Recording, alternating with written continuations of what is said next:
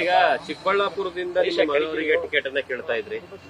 ನಿನ್ನೆ ಸಭೆ ಆಗಿದೆ, ನೀವು ದೆಹಲಿಗೆ ಬಂದಿದ್ದೀರಾ, ಯಾವೆಲ್ಲ ನಾಯಕರನ್ನ ಭೇಟಿ ಆಗಿದ್ದೀರಿ? ಏನಾದರೂ ಸುಳಿವು ಕೊಟ್ಟಿದ್ದಾರಾ ನಿಮಗೆ? ಇಲ್ಲ, ನಾನು ಯಾವ ನಾಯಕರನ್ನು ಭೇಟಿ ಮಾಡಿಲ್ಲ. ನಿನ್ನೆ ನಾನು ಬಂದಾಗ ಯಡಿಯೂರಪ್ಪ ಅವರು ಫ್ಲೈಟಲ್ಲಿ ಸಿಕ್ಕಿದಾಗ ನಾನು ಅವರನ್ನ ಮತ್ತು ರಾಜ್ಯ ಅಧ್ಯಕ್ಷರ ವಿಜಯೇಂದ್ರ ಜೊತೆಯಲ್ಲೇ ಬಂದಿರತಕ್ಕಂಥದ್ದು. ದೆಹಲಿ ನಾಯಕರು ನನಗೆ ಯಾರು ಅಷ್ಟೊಂದು ಪರಿಚಯ ಇಲ್ಲ ಮತ್ತು ನಾನು ಯಾರನ್ನು ಕೂಡ ಭೇಟಿ ಆಗಿಲ್ಲ. ಅಲೋಕ್ ನನ್ನ ಮಗ ಅನ್ನೋದಕ್ಕಿಂತಲೂ ಕೂಡ ಅವನು ಯುವಕ ಮತ್ತು ಈಗಾಗಲೇ ನನ್ನ ಚುನಾವಣೆಗಳಲ್ಲೂ ಕೆಲಸ ಮಾಡಿರ್ತಕ್ಕಂಥದ್ದು ಮತ್ತು ಫೌಂಡೇಶನಲ್ಲಿ ಕೂಡ ಸಾಕಷ್ಟು ಸೋಷಿಯಲ್ ವರ್ಕ್ ಮಾಡಿದ್ದಾನೆ. ಅದಕ್ಕಿಂತಲೂ ಮಿಗಿಲಾಗಿ ಅವನು ನ್ಯೂಯಾರ್ಕ್ನ ಕೊಲಂಬಿಯಾ ಯೂನಿವರ್ಸಿಟಿಯಲ್ಲಿ ಪಬ್ಲಿಕ್ ಅಡ್ಮಿನಿಸ್ಟ್ರೇಷನ್ ಅಂಡ್ ಪಾಲಿಸಿ ಮತ್ತು ಲಂಡನ್ ಸ್ಕೂಲ್ ಆಫ್ ಎಕನಾಮಿಕ್ಸಲ್ಲಿ ಎಕನಾಮಿಕ್ಸ್ ಅಂಡ್ ಪಾಲಿಟಿಕ್ಸಲ್ಲಿ ಅವನು ಓದಿರ್ತಕ್ಕಂಥನು. ಬಹುತೇಕ ಆಡಳಿತ ಅಂದರೆ 50 ದೇಶಗಳ ಆಡಳಿತ ಮತ್ತು ಪಾಲಿಸಿಗಳನ್ನು ಕೂಡ ಸ್ಟಡಿ ಮಾಡಿರ್ತಕ್ಕಂಥ ಒಬ್ಬ ಯುವಕ. ರಾಜಕಾರಣಕ್ಕೆ ಬಂದರೆ ಅವನಿಗೆ ಪಕ್ಷಕ್ಕೂ ಅನುಕೂಲ ಆಗ್ತದೆ ಮತ್ತು ಪಾರ್ಲಿಮೆಂಟಲ್ಲಿ ಪಾಲಿಸಿಗಳು ಆ ಥರದ್ದು ಬಂದಾಗ ಅವನ ಉಪಯೋಗ ಕೂಡ ಜಾಸ್ತಿ ಆಗ್ತದೆ ಅನ್ನೋದಕ್ಕೋಸ್ಕರ ನಾವು ಪ್ರಯತ್ನವನ್ನು ಮಾಡಿದ್ವಿ ನಾವು. ಯಾಕಂದರೆ ಚಿಕ್ಕಬಳ್ಳಾಪುರದಲ್ಲಿ ಬಚ್ಚೇಗೌಡರು ನಿಲ್ಲಲ್ಲ ರಾಜಕೀಯ ನಿವೃತ್ತಿ ಅಂದ ತಕ್ಷಣ ಯಾರೂ ಕೂಡ ಆಕಾಂಕ್ಷಿಗಳು ಇರಲಿಲ್ಲ. ಭಾಳ ಜನ ನಮ್ಮ ಮುಖಂಡರುಗಳು ಅಲೋಕ್ಯ ಯಾಕೆ ಆಗಬಾರ್ದು ಅಂದಾಗ ನಾನು ಹೇಳಿದೆ ತಂದೆ ಮಕ್ಕಳು ಪರಿವಾರದ ಅನ್ನೋದೊಂದು ಅಡ್ಡ ಬರ್ಬೋದೇನೋ ಅಂತೇಳಿ ಅದು ಪ್ರಯತ್ನ ಮಾಡೋಣ ಅಂತೇಳಿ ಮಾಡಿದಾಗ ಇವತ್ತು ಸರ್ವೇನಲ್ಲೂ ಕೂಡ ಅವನ ಹೆಸರು ಮುಂಚೂಣಿಯಲ್ಲಿದೆ ಮತ್ತು ಬಹುತೇಕ ಎಲ್ಲ ಕ್ಷೇತ್ರದ ಮುಖಂಡರುಗಳು ಕೂಡ ಅಲೋಕ್ ಆದರೆ ಒಳ್ಳೆಯದು ಅಂತಕ್ಕಂಥ ಅಭಿಪ್ರಾಯವನ್ನು ವ್ಯಕ್ತಪಡಿಸಿದ್ದಾರೆ. ನಾನು ಕೂಡ ನಮ್ಮ ಮುಖಂಡರಿಗೆ ಹೇಳಿದ್ದೀನಿ, ಕೊನೆಗೆ ಅಂತಿಮವಾಗಿ 22ನೇ ತಾರೀಕು ಅಂತಿಮ ಸಭೆ ಏನಾಗ್ತದೆ ಮೋದಿಜಿಯವರ ನೇತೃತ್ವದಲ್ಲಿ ಅಲ್ಲಿ ತೀರ್ಮಾನ ಆಗ್ತದೆ. ನನ್ನ ಹೆಸರೇ ವಿಶ್ವನಾಥ್, ವಿಶ್ವಾಸ ಯಾವತ್ತು ಇಟ್ಕೊಂಡಿರ್ತೀನಿ ನಾನು. ಯಾಕಂದರೆ ಒಬ್ಬ ಅಭ್ಯರ್ಥಿಯನ್ನು ಕೊಡಬೇಕು ಅಂದಾಗ ಮೋದಿಜಿಯವರಿಗೆ ಗೌರವ ತರ್ತಕ್ಕಂಥ ಅಭ್ಯರ್ಥಿ ಆಯ್ಕೆ ಆಗಬೇಕು. ಮೋದಿಜಿಯವರ ಹೆಸರಿದೆ, ಅದರ ಜೊತೆಯಲ್ಲಿ ಅಭ್ಯರ್ಥಿಯನ್ನು ಕೂಡ ಜನ ನೋಡ್ತಾರೆ. ಒಂದ್ಸಲಿ ಚುನಾವಣೆಯಲ್ಲಿ ಜನಮತ ಇಲ್ಲದೆ ಇದ್ದಾಗ ಮತ್ತೆ ನಾವು ಹಿಂದೆ ಆಡಳಿತ ನಡೆಸಿದಾಗ ಯಾವ ರೀತಿ ನಡೆಸಿದ್ವಿ ಅನ್ನೋದು ಕೂಡ ಜನಮಾನಸದಲ್ಲಿ ಇರ್ತದೆ. ಇವೆಲ್ಲವನ್ನ ಪರಿಗಣಿಸಿ ಸೂಕ್ತವಾದಂಥ ಅಭ್ಯರ್ಥಿಗೆ ತೀರ್ಮಾನ ಆಗ್ತದೆ ಅಂತಕ್ಕಂಥದ್ದು ನನ್ನ ನಂಬಿಕೆ. ಪ್ರತಿಸ್ಪರ್ಧಿಯಾಗಿ ಸುಧಾಕರ್ ಕೂಡ ಇದ್ದಾರೆ, ಅವರು ಟಿಕೆಟ್ ಕೇಳ್ತಿದ್ದಾರೆ. ಅಲ್ಲ, ಅವರು ಮೊದಲಿಂದನೂ ಕೂಡ ಅವ್ರೇನು ಲೋಕಸಭಾ ಸ್ಥಾನಕ್ಕೆ ಕೇಳಿರ್ಲಿಲ್ಲ. ಅವರು ನಾನು ನಿಲ್ಲೋದಿಲ್ಲ ಅನ್ನೋಕ್ಕಂಥ ಮಾತನ್ನು ಹೇಳಿದಾಗ ನಾವು ಪ್ರಯತ್ನವನ್ನು ಮಾಡಿದ್ದು.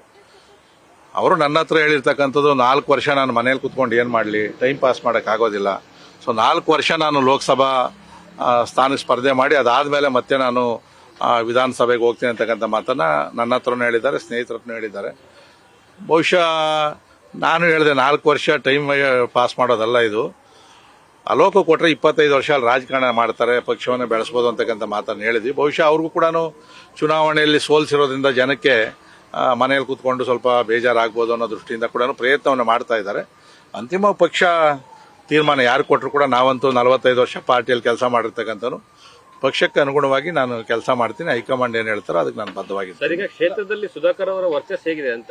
ಅಲ್ಲ, ಒಂದು ಹಂತದಲ್ಲಿ ಪ್ರಚಾರ ಕೂಡ ಶುರು ಮಾಡಿದ್ದೇವೆ. ಪ್ರಚಾರ ಅವ್ರಿಗಿಂತಲೂ ಒಂದು ಸುತ್ತು ನಾವು ಪ್ರಚಾರವನ್ನು ಭಾಳ ಜೋರಾಗಿ ಮಾಡಿದ್ದೀವಿ. ನೀವು ಕ್ಷೇತ್ರದಲ್ಲಿ ತಾವೇ ಹೋಗಿ ವಿಚಾರಿಸಿದ್ರು ಕೂಡ ಅಲೋಕ್ ವಿಶ್ವನಾಥ್ ಅವರ ಹೆಸರು ಬಹುತೇಕ ಜನಗಳ ಮನಸ್ಸಿಗೆ ಹೋಗಿದೆ. ಮತ್ತು ನಾನು 3 ಸರಿ ಚಿಕ್ಕಬಳ್ಳಾಪುರ ಲೋಕಸಭಾ ಕ್ಷೇತ್ರದ ಇನ್ಚಾರ್ಜ್ ಆಗಿ ಕೆಲಸ ಮಾಡಿರ್ತಕ್ಕಂಥದ್ದು. ಅದರಲ್ಲೂ ಯಲಹಂಕ 4,60,000 ಓಟ್ ಇರ್ತಕ್ಕಂಥ ಡಿಸೈಡ್ ಮಾಡುವಂಥ ಕ್ಷೇತ್ರ ಯಲಹಂಕ ಕ್ಷೇತ್ರ.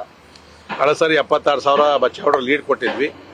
ಸೊ ಆ ದೃಷ್ಟಿಯಿಂದ ನಾವೇನು ಅಂದರೆ ಯಲಹಂಕದಲ್ಲಿ ಅಭ್ಯರ್ಥಿ ಆದರೆ ಕನಿಷ್ಠ ನಾವು 1.5 ಲಕ್ಷ ಲೀಡ್ ಕೊಡ್ತೀವಿ ಅಂತಕ್ಕಂಥ ಒಂದು ಶಬ್ದವನ್ನು ಮಾಡಿದ್ವಿ ನಾವು. ಬಹುಶಃ ಈಗ ಅಭ್ಯರ್ಥಿ ಬದಲಾದ ಸನ್ನಿವೇಶದಲ್ಲಿ ಪ್ರಚಾರ ಹೇಗೆ ಮಾಡಬೇಕು ಮತ್ತು ಯಾವ ರೀತಿಯಲ್ಲಿ ನಾವು ಸಮರ್ಥನೆ ಮಾಡಬೇಕು ಅನ್ನೋದು ಒಂದು ಸವಾಲು ನಮ್ಮ ಮುಂದೆ ಇದೆ. ಅದನ್ನು ಅಭ್ಯರ್ಥಿ ಯಾರಾಗ್ತಾರೋ ಅವರ ಮೇಲೆ ಕೂಡ ಸಾಕಷ್ಟು ಜವಾಬ್ದಾರಿ ಇರ್ತದೆ. ಮತ್ತು ನಾವು ಏನೇ ಮಾಡಿದ್ರು ಕೂಡ ಜನ ಒಪ್ಪೋ ರೀತಿಯಾದಂಥ ಅಭ್ಯರ್ಥಿ ಇರಬೇಕು. ಮೋದಿಜಿಯವ್ರದಂತೂ ಹೆಸರು ಇದೆ. ಕೆಲವರು ಜನ ಯಾರನ್ನೂ ನೋಡದೆ, ಅಭ್ಯರ್ಥಿ ನೋಡದೆ ಮೋದಿಜಿಯವರ ಹೆಸರ ಮೇಲೆ ಓಟ್ ಹಾಕ್ತಾರೆ. ಆದರೆ ಚಿಕ್ಕಬಳ್ಳಾಪುರ ಗೆಲ್ಲೋದಷ್ಟು ಸುಲಭ ಅಲ್ಲ, ಭಾಳ ವಿಚಿತ್ರವಾದಂಥ ಕ್ಷೇತ್ರ ಅದರದ್ದು. ಸೊ ಆ ದೃಷ್ಟಿಯಿಂದ ನಾವು ಚುನಾವಣೆಯಲ್ಲಿ ಭಾಳ ಕಷ್ಟಪಡಬೇಕಾಗ್ತದೆ. ಅಲೋಕ್ಗಾದ್ರೆ ಏನು ಅಂದರೆ ಯಂಗ್ಸ್ಟರ್ಸ್ ಎಲ್ಲ ಕೂಡ ಸ್ವಲ್ಪ ಈಗಾಗಲೇ ಅವನ ಜೊತೆಯಲ್ಲಿ ಓಡಾಟವನ್ನು ಮಾಡ್ತಾ ಇದ್ರು. ಸುಧಾಕರ್ಗಾದರೂ ಕೂಡ ಸಾಕಷ್ಟು ಪ್ರಯತ್ನವನ್ನು ನಾವು ಮಾಡಬೇಕಾಗ್ತದೆ.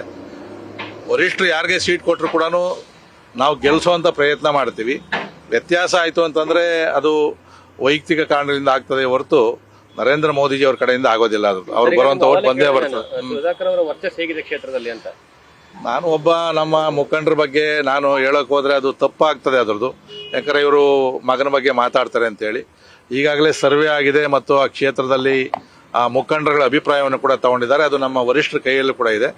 ಆ ಎಲ್ಲ ಆಧಾರದ ಮೇಲೆ ಒಂದು ಮೋದಿಜಿಯವರ ವರ್ಚಸ್ಸು ಮತ್ತು ಅಭ್ಯರ್ಥಿಯ ವರ್ಚಸ್ಸು ಎರಡನ್ನೂ ಪರಿಗಣಿಸಿ ತೀರ್ಮಾನವನ್ನು 22ನೇ ತಾರೀಕು ತಗೊಂತಾರೆ.